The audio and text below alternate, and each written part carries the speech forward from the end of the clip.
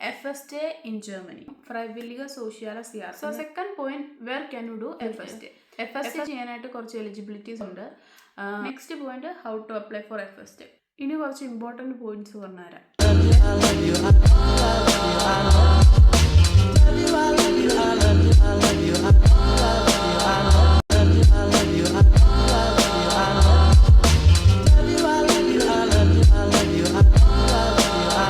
Hello, so ഇന്നത്തെ വീഡിയോയിൽ ഞാൻ എക്സ്പ്ലെയിൻ ചെയ്യാൻ പോകുന്നത് FSJ ഇൻ ജർമ്മനി.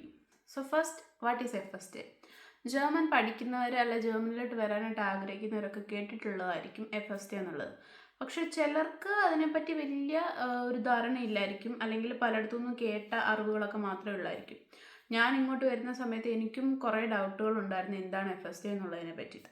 സോ ഞാൻ വിചാരിച്ചു എനിക്കറിയാവുന്ന കുറച്ച് ഡീറ്റെയിൽസൊക്കെ വെച്ചിട്ടൊരു വീഡിയോ ചെയ്യാമെന്ന്. ഞാനും 1 ഇയർ FSJ ചെയ്താണ് ജർമ്മനിയിൽ. സോ എൻ്റെ ആ ഒരു എക്സ്പീരിയൻസും എനിക്കറിയാവുന്ന കുറച്ച് കാര്യങ്ങളും ഒക്കെ ഷെയർ ചെയ്യാൻ നോക്കിയിട്ടാണ് ഇപ്പം ഞാൻ ഇങ്ങനൊരു വീഡിയോ ചെയ്യുന്നത്.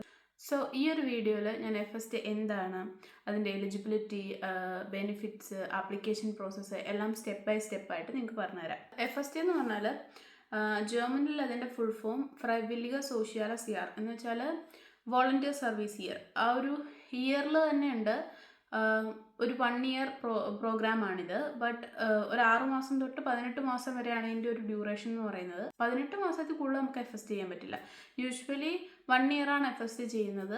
നമുക്ക് എന്തെങ്കിലും കാരണങ്ങളാൽ നീട്ടേണ്ട വന്നാൽ 18 മാസം വരെ നമുക്ക് FSJ നീട്ടാനായിട്ടുള്ള ഒരു ഓപ്ഷൻ ഉണ്ട്. നമ്മൾ സോഷ്യൽ സർവീസ് ചെയ്യുന്ന പോലാണ്, പക്ഷേ ആ കൂട്ടത്തിൽ നമുക്ക് കുറച്ച് ബെനിഫിറ്റ്സ് ഉള്ള ഒരു പ്രോഗ്രാമാണ് ഈ ഒരു FSJ എന്ന് പറയുന്നത്. So second point, where can you do FSJ?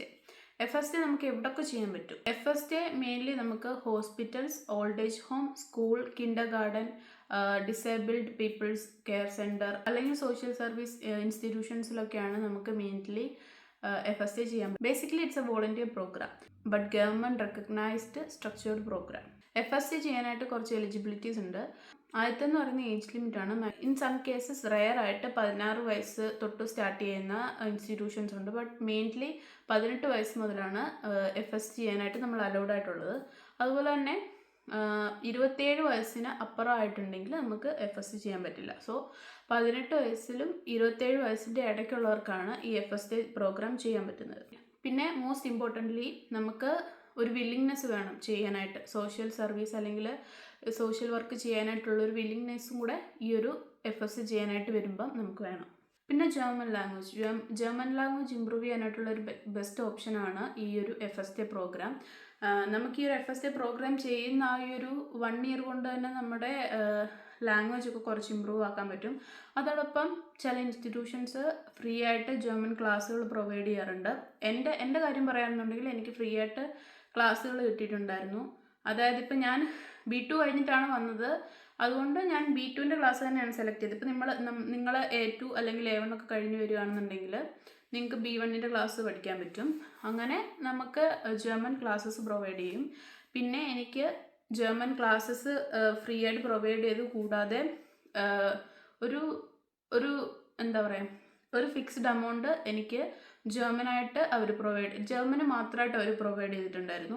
ഇതെനിക്ക് യൂസ് ചെയ്യാൻ പറ്റുന്ന ജർമ്മൻ പഠിക്കാൻ വേണ്ടിയിട്ട് മാത്രമാണ്. അതായത് ജർമ്മൻ ബുക്കുകൾ വാങ്ങി എനിക്കിതുകൊണ്ട് ജർമ്മൻ എക്സാംസ് എഴുതാം. ഈ ഒരു പർട്ടിക്കുലർ മണി കൊണ്ട് നമുക്ക് ജർമ്മന് വേണ്ടിയിട്ടുള്ള എല്ലാ കാര്യങ്ങളും, അതായത് നമ്മുടെ പോക്കറ്റ് മണിയിൽ നിന്ന് നമ്മൾ എടുത്ത് ചിലവാക്കേണ്ട ആവശ്യമില്ല, അതിനും അവർ പ്രൊവൈഡ് ചെയ്യും. പക്ഷേ ഇത് എല്ലായിടത്തും കിട്ടണം എന്നില്ല. അതും നമ്മുടെ എംപ്ലോയർ അല്ലെങ്കിൽ ഇൻസ്റ്റിറ്റ്യൂഷനെ ഡിപ്പെൻഡ് ചെയ്തിട്ടിരിക്കും. പക്ഷേ most of the institutions provide German classes four free. പിന്നെ കരിയർ ഓപ്പർച്യൂണിറ്റീസ്, നേഴ്സിംഗ് അല്ലെങ്കിൽ social work, health care related ആയിട്ടുള്ള കോഴ്സസ് ഒക്കെ ജോയിൻ ചെയ്യാനായിട്ട് ഈ FSJ ചെയ്തിട്ടുണ്ടെങ്കിൽ ഹെൽപ്ഫുൾ ആയിരിക്കും. നമ്മൾക്ക് FSJ ചെയ്ത ആൾക്കാർക്ക് പ്രയോറിറ്റി കൂടുതലായിരിക്കും ഇങ്ങനത്തെ കോഴ്സുകൾക്ക് ജോയിൻ ചെയ്യുന്ന സമയത്ത്.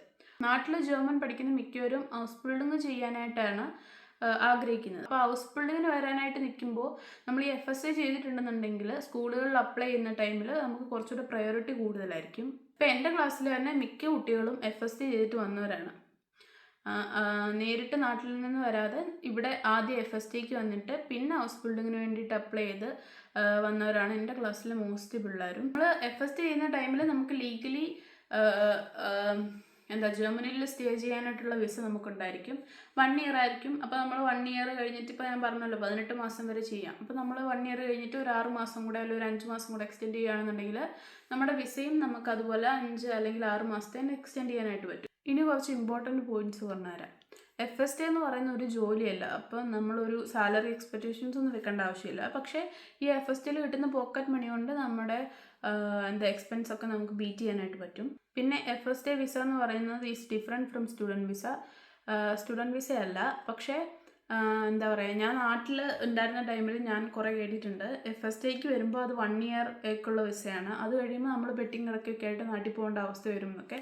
അങ്ങനെയല്ല, നമുക്ക് FST ചെയ്യുന്ന 1 വർഷം അല്ലെങ്കിൽ 1.5 വർഷം നമുക്ക് വേറൊരു വിസയായിരിക്കും. അത് കഴിഞ്ഞിട്ടുണ്ടെന്നുണ്ടെങ്കിൽ നമ്മൾ എന്തായാലും പഠിക്കാനായിട്ട് ഹൗസ് ബിൽഡിങ്ങോ അല്ലെങ്കിൽ എന്തെങ്കിലും കോഴ്സുകൾ പഠിക്കാനായിട്ട് സ്റ്റാർട്ട് ചെയ്യും.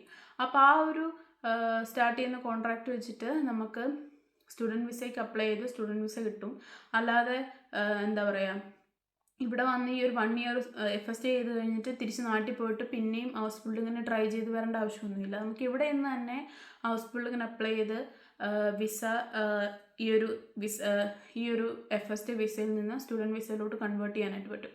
പിന്നെ നാട്ടിൽ നിന്ന് ചെയ്യുന്നതിനെക്കാളും കുറച്ചുകൂടെ ഈസിയും സ്പീഡായിട്ടും നമുക്ക് ഈ പ്രോസസ്സൊക്കെ ചെയ്യാൻ പറ്റും എന്നുള്ളത് ഒരു ബെനിഫിറ്റാണ്. ഹൗസ് ബിൽഡിംഗ് ചെയ്യാനായിട്ട് ആഗ്രഹിക്കുന്ന കുറേ പേര് FST ചെയ്യാനായിട്ട് വന്നിട്ടാണ് ഹൗസ് ബിൽഡിങ്ങിലോട്ട് സ്റ്റാർട്ട് ചെയ്യുന്നത്. ഇപ്പം ഞാനാണെങ്കിലും എൻ്റെ ഒരു എക്സ്പീരിയൻസിലും ഒക്കെ പറയുകയാണെന്നുണ്ടെങ്കിൽ, നമ്മൾ നേരിട്ട് ഹൗസ് ബിൽഡിംഗ് ചെയ്യാനായിട്ട് വരുന്ന ടൈമിൽ, അതായത് നേരിട്ട് നമ്മൾ നാട്ടിൽ നിന്ന് വരികയാണ്, B2 ഒക്കെ കംപ്ലീറ്റ് ചെയ്തിട്ട് ഹൗസ് ബിൽഡിംഗ് ചെയ്യാനായിട്ട് വരികയാണ്. അപ്പോൾ നമ്മൾ എന്തായാലും ലാംഗ്വേജ് പഠിച്ചിട്ടാണ് വരുന്നതെന്നുണ്ടെങ്കിൽ പോലും ആദ്യം വരുന്ന ടൈമിൽ നമുക്ക് ഡിഫിക്കൽട്ടായിരിക്കും. കാരണം ഈ നേറ്റീവ്സിൻ്റെ അടുത്ത് നമ്മൾ ജർമ്മൻ കേൾക്കുമ്പോൾ നമ്മൾ പഠിച്ചതായിരിക്കണം എന്നില്ല, നമുക്ക് കുറച്ചുകൂടെ മനസ്സിലാക്കിയെടുക്കാനൊക്കെ ടൈം എടുക്കും, സ്ലോ ഡൗൺ ആവും.